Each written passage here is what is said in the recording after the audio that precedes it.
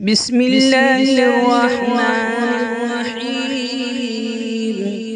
والتين والزيتون وطور سينين وهذا البلد الأمين